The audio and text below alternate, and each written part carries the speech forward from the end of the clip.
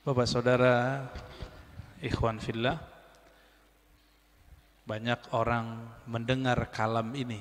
Siapa yang kenal dirinya, maka kenal Tuhannya. Sering dengar ya?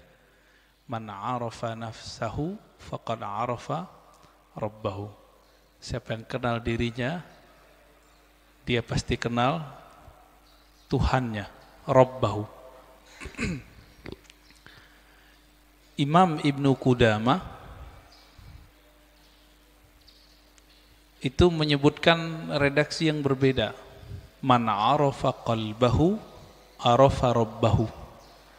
Siapa yang mengenal qalbunya, maka dia akan kenal yang membolak-balik qalbunya, yaitu Allah Subhanahu wa ta'ala.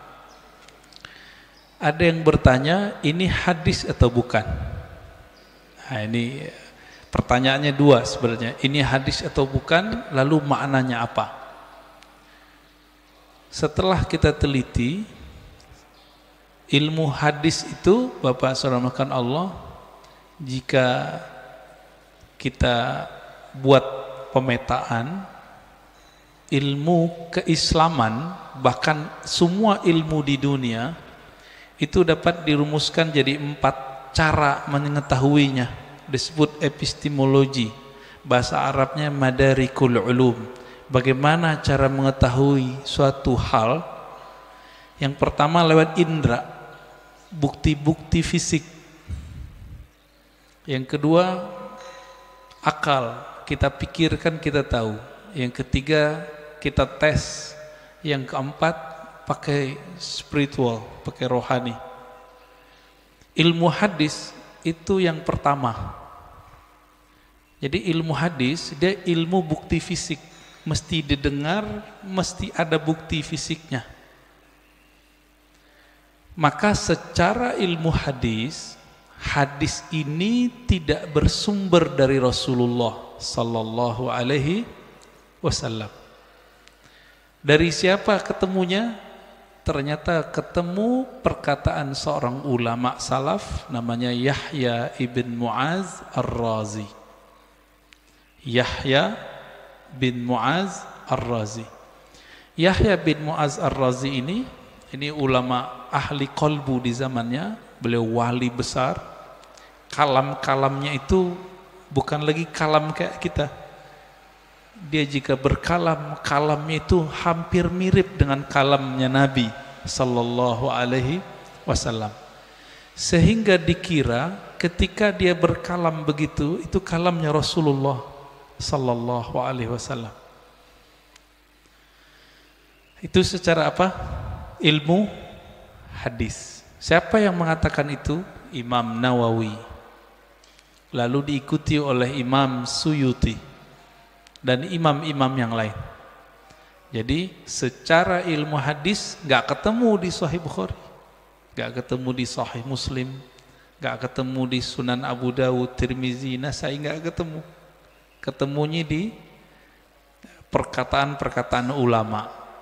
Nah, jadi tolong Bapak saudara makan Allah yang hobi ngaji tasawuf, harus tahu bab ini secara ilmu hadis. Ilmu hadis pendekatannya bukti fisik, disebut dengan empirik ya.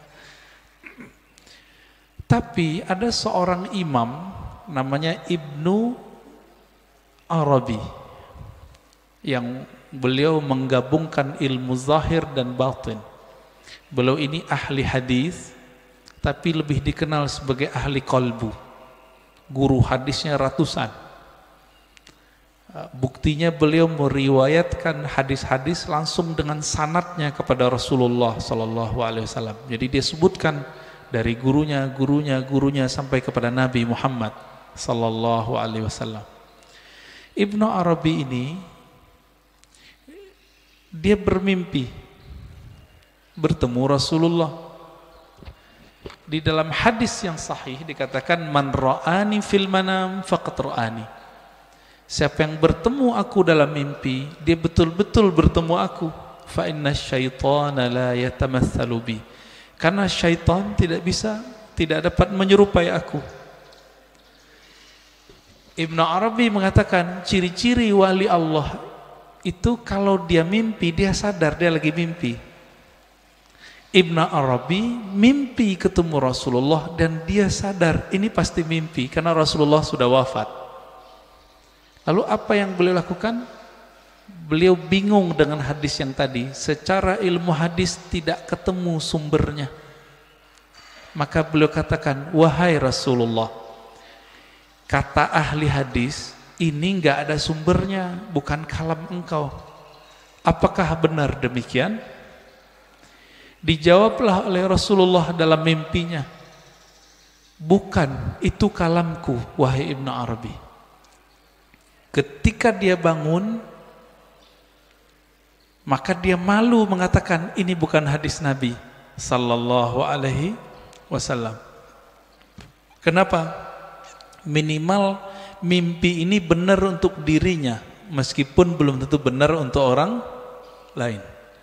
Inilah asbabnya kenapa kalam ini kemudian menjadi ambigu. Apakah ini kalam Nabi atau kalam Yahya ibn Muaz Ar-Razi?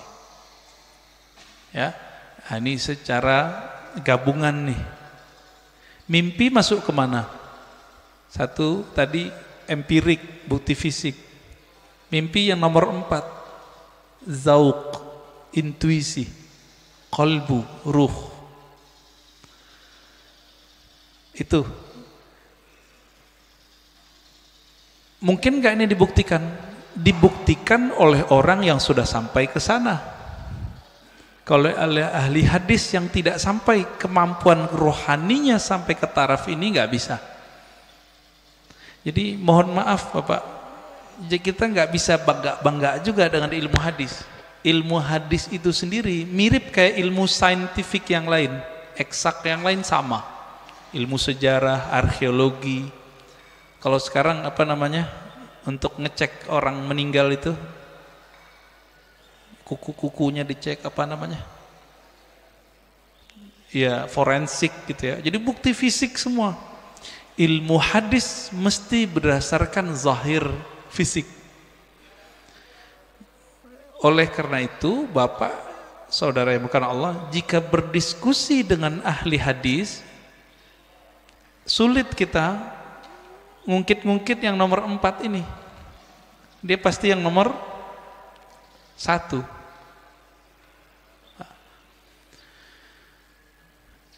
Coba lihat kalamnya. Siapa yang kenal diri, kenal Allah. Isinya benar gak? Bagus gak kalamnya? Bagus.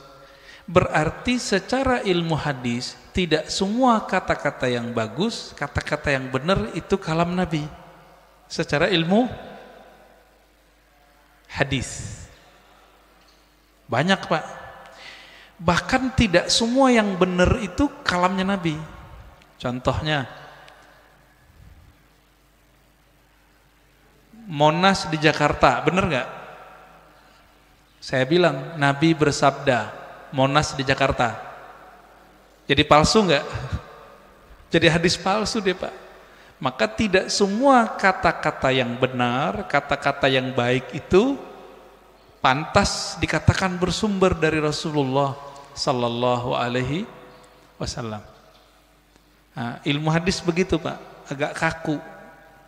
Ilmu hadis ini dia harus dibuktikan. Saya ketemu guru saya ketemu gurunya. Ini sebagai contoh hadis yang paling sering kita dengar, innamal a'malu bin niat. Hadis ini Imam Bukhari mengambilnya dari ahli Mekah, namanya Humaidi. Gimana ketemunya? Oh, ternyata Imam Bukhari melakukan rihlah sekaligus haji. Bertemulah dengan Imam Al-Humaidi, murid dari Imam Syafi'i. Terbukti, secara ilmu hadis dikatakan muttasil, hadisnya nyambung. Makanya innamal a'malu binniyat, hadisnya sahih, ditaruh di nomor 1 dalam Sahih Bukhari. Imam Bukhari sering mimpi ketemu Rasulullah, iya, tapi mimpinya dia tidak taruh di bab hadis. Ada seorang imam namanya Al-Baihaqi, punya kitab judulnya Syu'abul Iman dan Zuhud. Di kitab beliau menukil kalam Nabi tapi yang didapat orang dalam mimpi. Dan itu populer Pak di masjid-masjid kita, khotib-khotib kita dulu. Tahun 2006 seorang profesor nelpon saya dulu di UIN. Saya waktu itu masih kuliah. Dia telepon, "Ar-Razi, ente ngaji hadis bukan?" "Iya. Saya mau khutbah besok. Tapi bingung ini hadis itu bukan." Wah, kita kaget Pak, profesor masih mau nanya sama mahasiswa. Akhirnya saya katakan, "Hadis apa, Prof?" "Hadis siapa yang hari ini sama dengan kemarin maka dia merugi." Tahu hadis itu ya?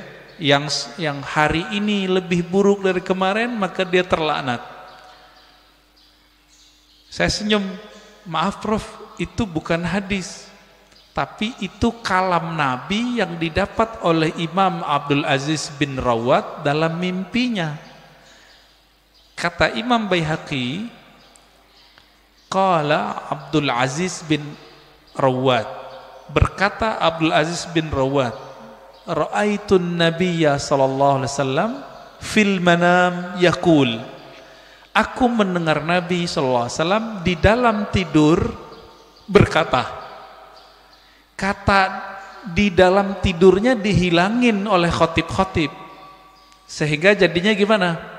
Aku mendengar Nabi bersabda, "Siapa yang hari ini sama dengan kemarin fahuwa maghbun.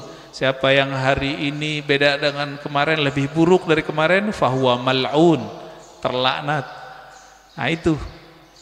Ini disebut hadis mimpi. Tapi ingat, hadis mimpi bukan hadis secara ilmu hadis. Tapi kalau versi yang keempat itu hadis Pak. Maka versi keempat hadis Nabi gak berhenti sampai sekarang berlanjut. Menurut versi yang keempat, dari mana buktinya? Buktinya Nabi sendiri mengatakan, siapa yang bertemu aku dalam mimpi, dia betul-betul bertemu aku. Loh, tahu dari mana ketemu Nabi? Kalau ingin dibuktikan, buktikan secara fisik. Baca cerita Nabi, fisik Nabi, Syama'il Nabawiyah, perhatikan mimpinya sama atau tidak. Ini mazhab ahli hadis. Ahli hadis mensyaratkan jika mimpi ketemu Nabi, mesti karakter yang kita lihat sama seperti yang di hadis. Contohnya, Nabi suka pakai baju hijau, pakai serban, terus pakai tutup, ya, ada yang mirip Sayyid Muhammad Alawi Al-Maliki.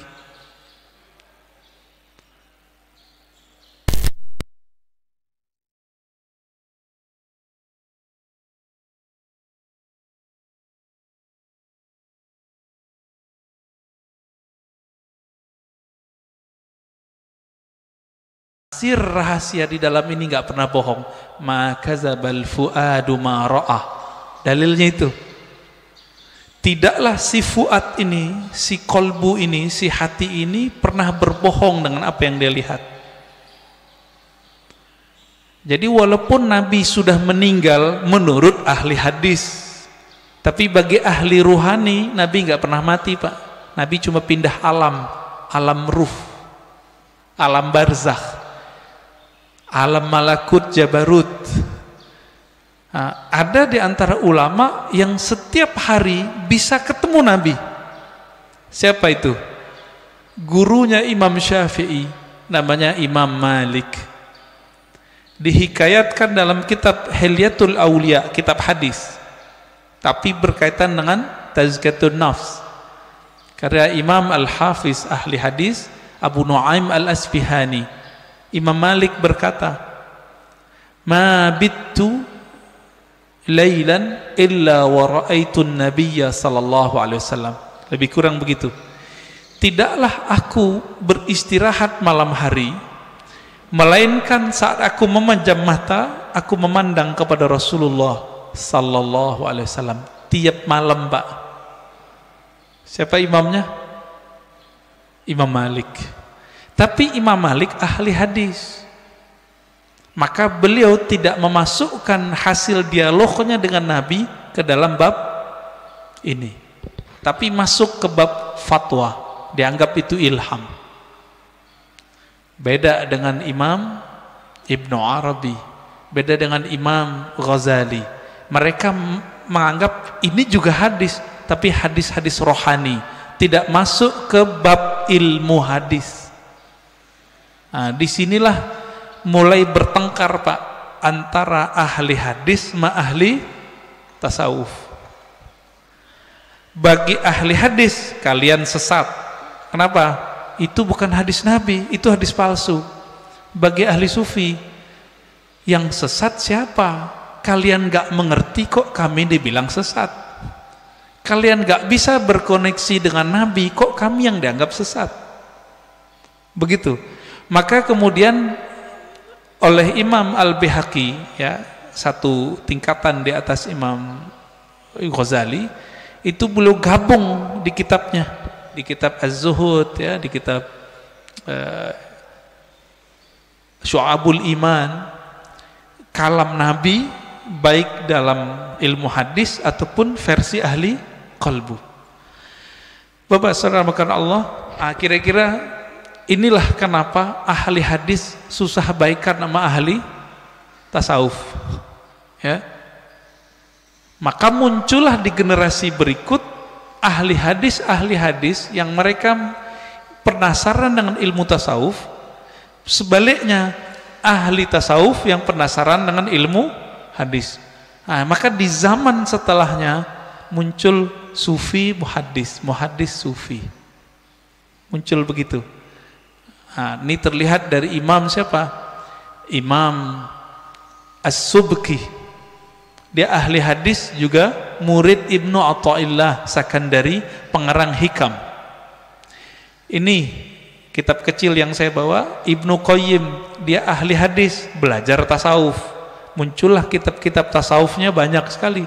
Madarijus Salikin, Al-Wabilus Sayyib, Iddatus Sabr, Raudatul Muhibbin. Banyak sekali kitab tasawufnya.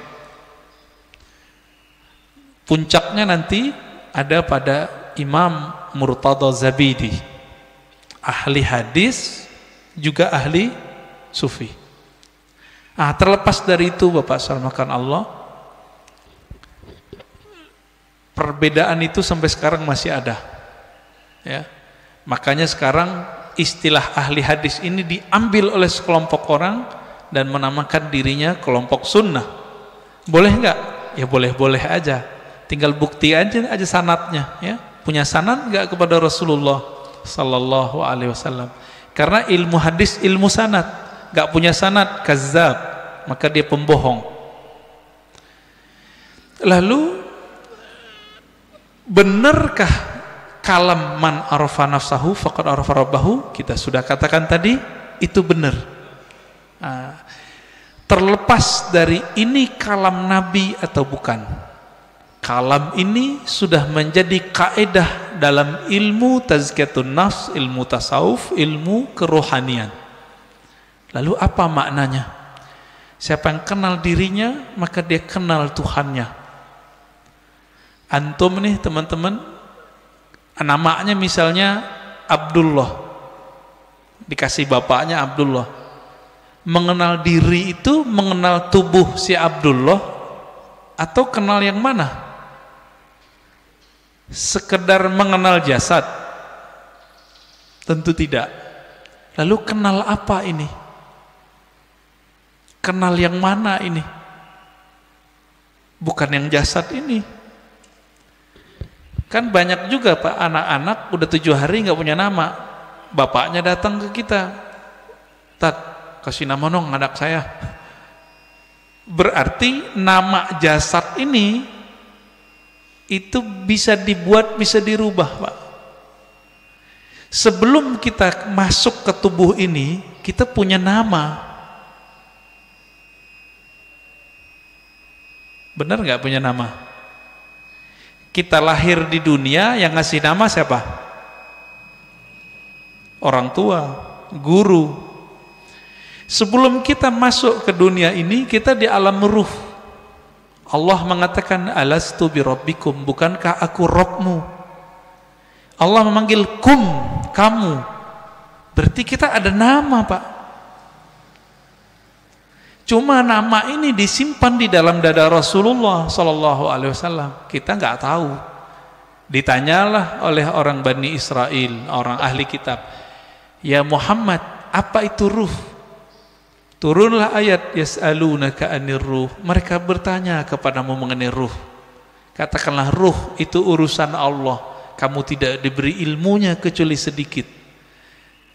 Sedikit di situ, wa ma utitum minal ilmi illa qalila. Sedikit menurut siapa?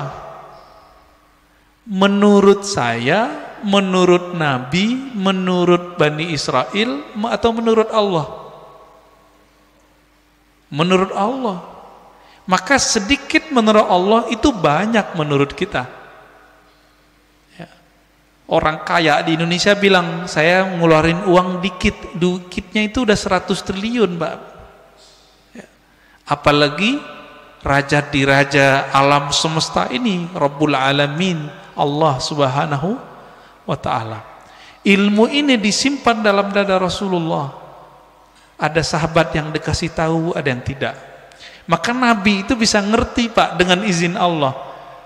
Ada orang nih jihad, kayaknya paling kuat, kayaknya paling banyak bunuh musuh, tapi Nabi mengatakan finnar, finnar, masuk neraka, masuk neraka.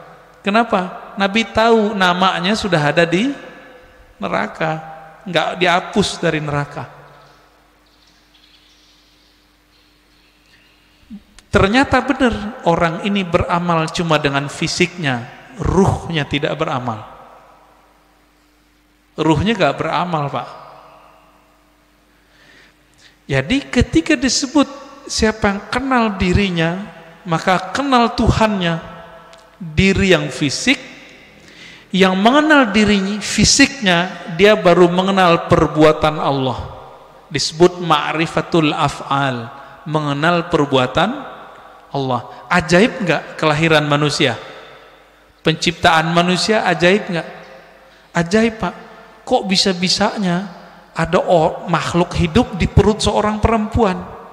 Itu ajaib itu. Saya mau tanya nih yang udah nikah, yang punya anak. Itu antum yang menciptakan anak? Atau cuma sebab doang? Ya, bikin doang ya. Tapi kita enggak yang gedein, yang mengembangkan biar kasih tulang, enggak. Ya, coba tanya sama yang udah pernah hamil, ibu-ibu yang udah hamil tanya, ajaib itu. Maka mengenal diri yang fisik mengantarkan kepada ma'rifatullah level 1. Apa itu? Ma'rifatul af'al, ma'rifatu af'alillah, mengetahui perbuatannya Allah Subhanahu wa ta'ala. Itulah yang dibahas dalam surah Al-Mu'minun itu. Ya, ayat 11 ya. Begitu juga di surat Ar-Rum ya, sebelum ayat tentang pernikahan itu kan tentang penciptaan kita semua. Dari enggak ada jadi ada, dari tanah kok bisa jadi hidup, kok tiba-tiba bisa melawan kepada Allah. Itu dia. Namanya ma'rifatu fi'lillah. Jadi kalau ada ahli biologi, ahli ilmu-ilmu eksak tidak mengenal Allah lewat ini, lewat dia, berarti dia tersesat, nggak mengenal Allah. Itu satu. Diri yang fisik. Nah, kita punya diri yang disebut dengan nafs tadi. Jadi nafs itu sendiri artinya ada nafs fisik, ada nafs jiwa. Orang kita nyebutnya sukma, perasaan, nah itu masuk di situ. Yang bilang saya emosi, nah itu dia. Saya jatuh cinta, ada itu. Seneng, sedih, itu masuk ke si nafs ini. Yang nafsunya besar, yang nafsunya kecil, penakut, pemberani, itu si nafs. Nah, punya nggak nih? Punya ya? Punya kita. Inilah yang dikatakan di Quran, wa man nahan nafsa 'anil hawa fa innal jannata hiyal ma'wa. Yang mampu menahan, mengendalikan nafs jiwanya, maka dia dapat surga. Nah, ini ma'rifat apa nih? Ini masih sama. Ma'rifatu fi'lillah. Perbuatan Allah. Cuma perbuatannya yang tidak tampak secara fisik. Jadi perbuatan Allah ini kan ada yang tampak secara fisik, ada yang tidak tampak. Ini masih sama. Ilmu untuk memahami ini disebutlah ilmu tazkiyatun nafs. Jadi tazkiyatun nafs itu baru cabang dikit dari tasawuf. Karena orang alergi dengan ilmu tasawuf, nggak mau mereka nyebut istilah tasawuf. Takut ditinggal jamaah. Kalau ustadz udah takut sama jamaahnya, terus jamaah takut sama siapa dong? Ya. Kalau si ustadz udah bergantung kolbunya kepada jamaah, lalu jamaah bergantung kolbunya sama siapa? Jadi kalau ada di antara antum yang ustadz, dai, jangan dai ngikutin murid, jangan guru ngikutin selera murid, murid yang ngikutin guru. Gitu seharusnya. Kalau enggak, itulah yang Nabi lakukan. Nabi enggak diikuti oleh ahlu Mekah, maka beliau berhijrah. Hijrah beliau. Menjaga idealisme seorang guru. Nah, ini perlu, Pak. Itu diperlukan ma'rifat yang ketiga. Mengenal diri yang qalbiyah, diri kolbu. Yang mengenal diri kolbu, nah, kolbu kita, nah, di kolbu ini kalau nafsnya rusak, dia ngefek ke kolbu. Nafsnya nih punya karakter bengis, kolbunya hitam. Nafsnya suka bangkang, kolbunya hitam, meradang dia, Pak. Kalau kita meradang mulut, Saryawan bisa menikmati makanan nggak? Nggak bisa. Makanannya kolbu adalah zikrullah, baca Quran, sholawat. Kalau sudah meradang itu kolbu, dibawa sholat nggak enak. Dibaca Quran pun kita mikir, enaknya apa ya baca Quran? Kalau kolbunya lagi rusak, rasain aja Pak sendiri. Zikir, katanya zikir menenangkan jiwa, kok nggak tenang-tenang? Malah tambah bingung, malah tambah syak. Zikir itu bening, bener gak? Zikir bening, Pak. Kolbu itu wadahnya zikir, sehingga nanti dia bisa menyantap. Wadahnya lagi kotor, bersihin dulu, diobati dulu, baru dia bisa menikmati. Masalahnya sudah bertahun-tahun nih kolbunya berkarat, bener gak? Nah, bersihinnya pakai apa, Pak? Itu yang disebut taubat nasuha. Taubat nasuha itu beda dengan, misalnya nih gelas habis dipakai, airnya air putih, cukup dikasih keran bersih, air keran, nggak usah digosok. Tapi kalau ini pakai minyak, ada minyak lengket di situ, harus digosok nggak? Ini yang disebut taubat nasuha. Jadi taubat nasuha itu menggosok kolbu kita supaya bersih dengan pengakuan dosa kepada Allah. Nah, di dalam ajaran Islam nggak ada pengakuan dosa ke ustadz, nggak ada, ke pendeta nggak ada, Pak, ke guru nggak ada, ngaku kepada Allah. Semua kita kan punya dosa nih, bener Pak? Ada yang nggak punya dosa? Saya cium tangannya, Pak. Makanya kita dianjurkan cium tangan anak kecil. Makanya bapak nggak boleh marahin anak kecil atau ngusir anak kecil dari masjid. Terganggulah. Kenapa? Nabi lagi khutbah Jumat, Hasan Husain datang, turun, diambil, digendong. Lagi sholat, naik ke punggung Nabi, ikut sholat. Keberisikan iya, tapi sekali kita usir dia, nanti anak tuh mikir masjid itu tempat orang-orang galak ya, gitu. Benci nanti dia ke masjid, Pak. Nah, yang benar diatur. Orang tuanya juga harus perhatian. Bapak Saudara makan Allah, jika kita sudah sampai mengenal diri si kolbu itu cuma mau satu, asma Allah. Asma Allah ada di Quran, ya, ada di sholawat, ada di zikir. Intinya zikirlah. Semakin banyak kita mengenal nama Allah, semakin banyak makrifat di dalam kolbu. Maka di sini wajib ada kajian Asmaul Husna, Pak. Udah ada belum? Harus ada, Pak, di sini. Ntar mati bawa apa?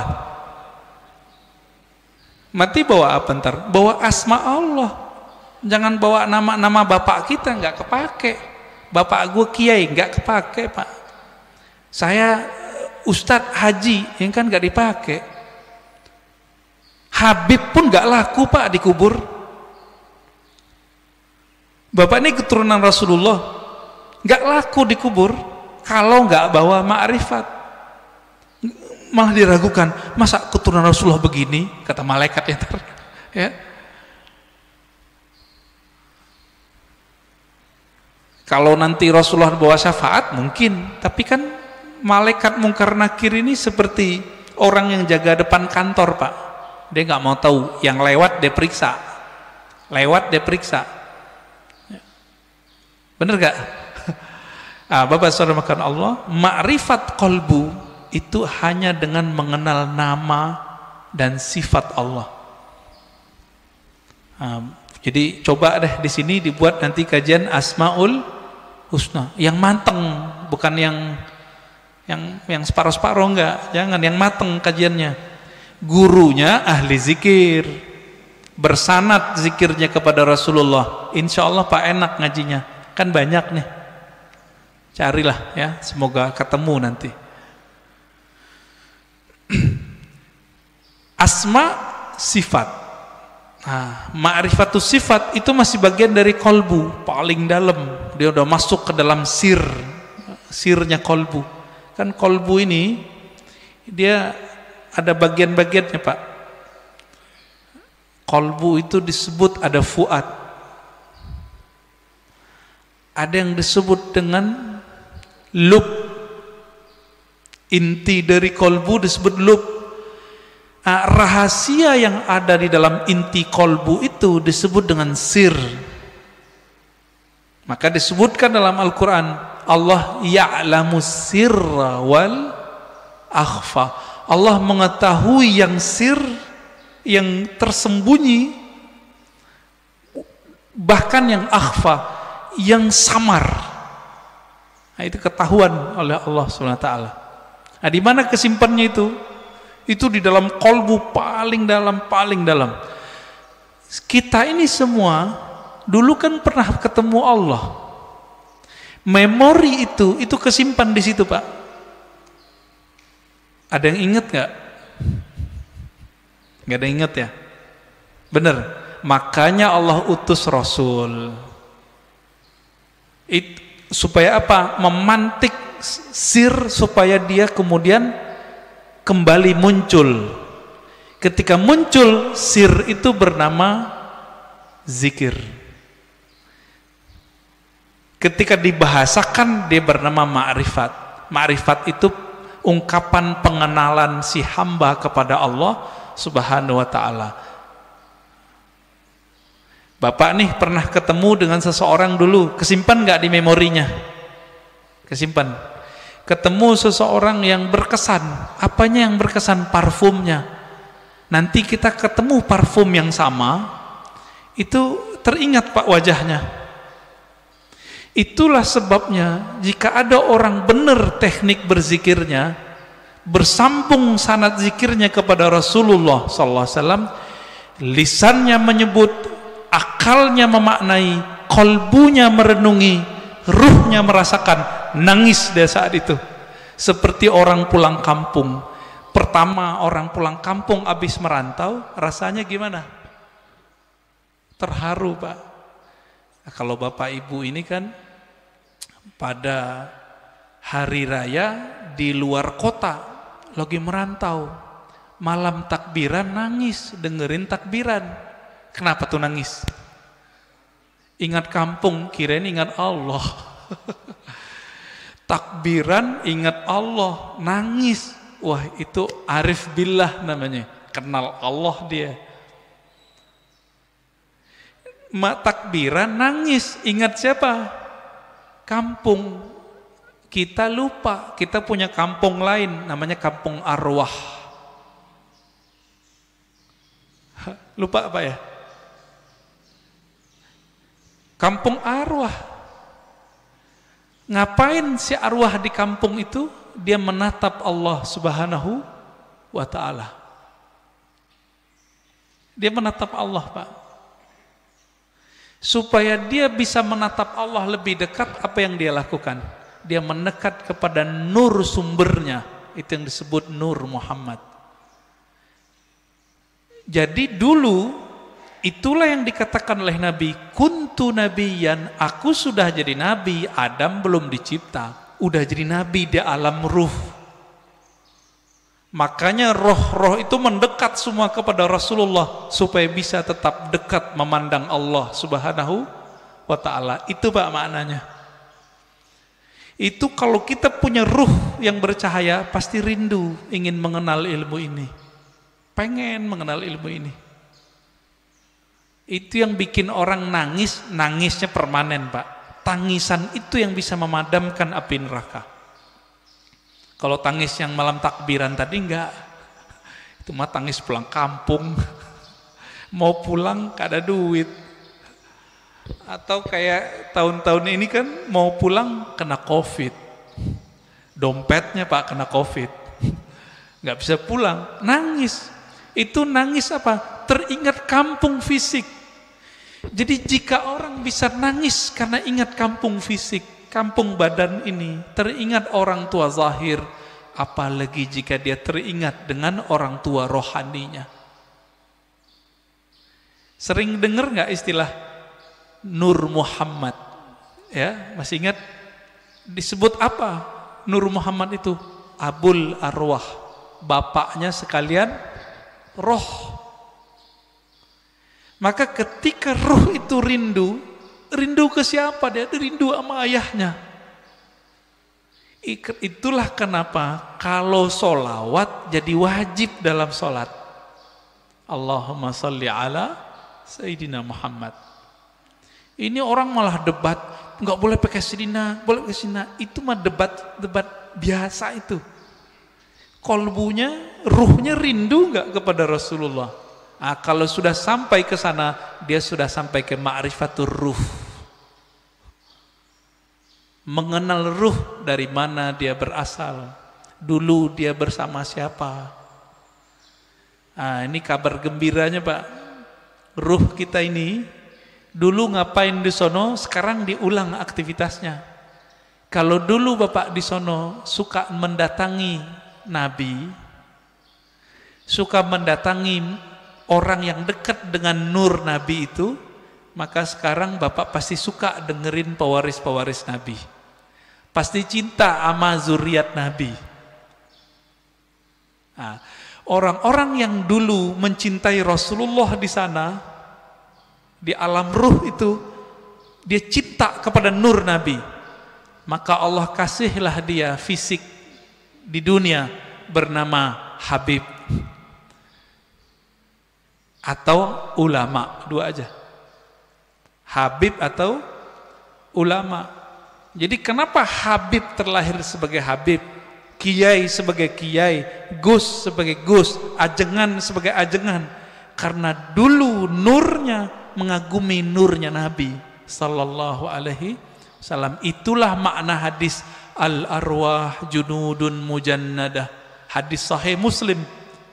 Ini syarahnya jarang orang menjelaskan ini. Roh itu dia berbaris-baris seperti tentara. Nah, dulu nih Bapak kalau dibukakan pintu kolbunya, itu bisa lihat Pak, dulu kita seperti ini di sono, ngumpul Pak seperti ini. Bapak kenapa sebut masjid ini Masjid Nabawi? Karena merindukan Nabi Sallallahu Alaihi Wasallam.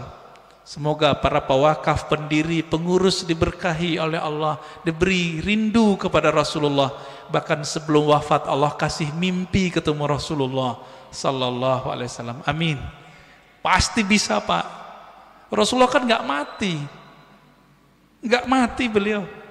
Cuma pindah alam. Kalau kita bisa mati sebelum mati, bukan bunuh diri loh Pak ya. Mati sebelum mati itu apa? Mampu memilah ini alam jasad, ini alam pikiran, ini alam kolbu, ini alam ruh. Mampu dia berzikir, bertahan, bisa dia ketemu Rasulullah sallallahu alaihi wasallam. Bisa Pak. Dulu Sayyid Muhammad Alawi Al-Maliki kalau mau ngapa-ngapain itu nanya sama muridnya, masih hidup, saya nggak usah sebut namanya, kalau disebut ntar jadi orang mengkultuskan beliau nanti. Orang kita Pak, Jawa Tengah kalau nggak salah ya, Kiai Fulan, bertanya ke beliau, bocah ya waladi, kira-kira begitu ya, anakku, coba tanya ke Nabi, saya mau melakukan ini, beliau restu nggak? Itu yang minta siapa? Sayyid Muhammad, keturunan Rasulullah sallallahu alaihi wasallam, hafal banyak hadis. Muridnya pakar mimpi ketemu Rasulullah, karena sholawat nggak berhenti beliau, sholawat aja terus. Maka Bapak Ibu saudara makan Allah, jika ingin bertemu Rasulullah, sholawat terus. Terus itu apa ujungnya? Ujungnya mati. Jadi kalau belum mati jangan berhenti. Dijamin Pak, pasti. Kenapa? Hadis jaminannya jelas. Man shalla alaiya sallallahu alaihi asyara marat. Yang salawat kepadaku, Allah salawat kepadanya 10 kali. Saya mau tanya nih, ini 10 kali menurut kita atau menurut Allah? Coba lihat bahasa Arabnya. Sallallahu alaihi. Allah bersolawat kepadanya 10 kali. Berarti menurut Allah atau menurut kita? Kita ini Pak cukup dapat 1 salawat dari Allah pasti masuk surga. Salawat disertai rahmat, masuk surga. Kalau 10 ketemu Rasulullah sallallahu alaihi wasallam, ketemu Rasulullah pasti. Maka Nabi mengatakan, ini garansi Rasulullah, orang yang paling dekat kepadaku nanti siapa? Aksaruhum salatan bi, yang paling banyak bersolawat kepadaku. Inilah media kalau mau ketemu Rasulullah. Bisa. Siapa yang bilang nggak bisa ya? Nabi mengatakan nanti di akhir zaman ada Dajjal. Seandainya aku hidup saat itu, akulah hajijun alaikum, akulah pembela kalian. Secara fisik Nabi nggak ada Pak, tapi kan pewarisnya ada. Pewarisnya itulah disebut Al-Imam Al-Mahdi. Imam Mahdi, apa kata beliau? Namanya seperti namaku. Nama dalam bahasa Arab ismun. Ismun artinya tingkatan dan kemuliaan, bahkan ilmu. Itu artinya. Bukan Muhammad bin Abdullah. Muhammad bin Abdullah mah banyak habaib namanya dari dulu Muhammad bin Abdullah, tapi bukan Imam Mahdi. Ya. Ini sekarang banyak yang kajian akhir zaman tapi terjebak pada riwayat ahli hadis fisik, tidak mempertimbangkan ahli rohani. Nah, ini kesalahan besar kajian akhir zaman hari ini. Akhirnya yang terjadi cocok logi. Kita berterima kasih, syukron ya, terima kasih para asatis akhir zaman, antum telah membuat kita aware, sadar mengenai hadis akhir zaman. Cuma kadang nggak cocok. Hidungnya lurus gitu ya. Itu mah ciri fisik habaib, rata-rata begitu hidungnya. Ya. Bukan itu kalau mengenal Rasul. Rasul itu kolbunya yang mau dilihat. Berarti ini yang disebut ismun tadi. Ya. Maka yang keempat itu Bapak selamatkan Allah, siapa yang mengenal ruhnya, maka dia mengenal Allah secara hakiki. Dia mengenal Rasulullah secara hakiki. Nah, semoga kita sampai ini yang ke ini nih, keempat. Mengenal ruh, walaupun sedikit menurut Allah itu kan banyak bagi kita. Setetes saja Allah beri, itu udah lautan bagi kita. Ya. Nah, caranya banyak-banyak aja Pak, sholawat. Bapak ini kan mohon maaf ya, pemalas ngajari guru, maunya didatangin guru mulu, ya enggak? Carilah guru yang bisa mengajarkan zikir ma'rifatullah. Nanti diajarin Pak cara berselancar kepada Allah. Tapi kalau masih males, udah sholawat aja dulu. Nah, nanti sholawat ini nurnya akan membimbing kita, insya Allah ya. Jadi lebih kurang makna ringkas dari man arafa nafsahu faqad arafa rabbahu, 4 level ini ya. Tinggal dilihat kita bagian yang mana ya. Semoga kajian ini bermanfaat. Silakan kalau ada tanya jawab ya.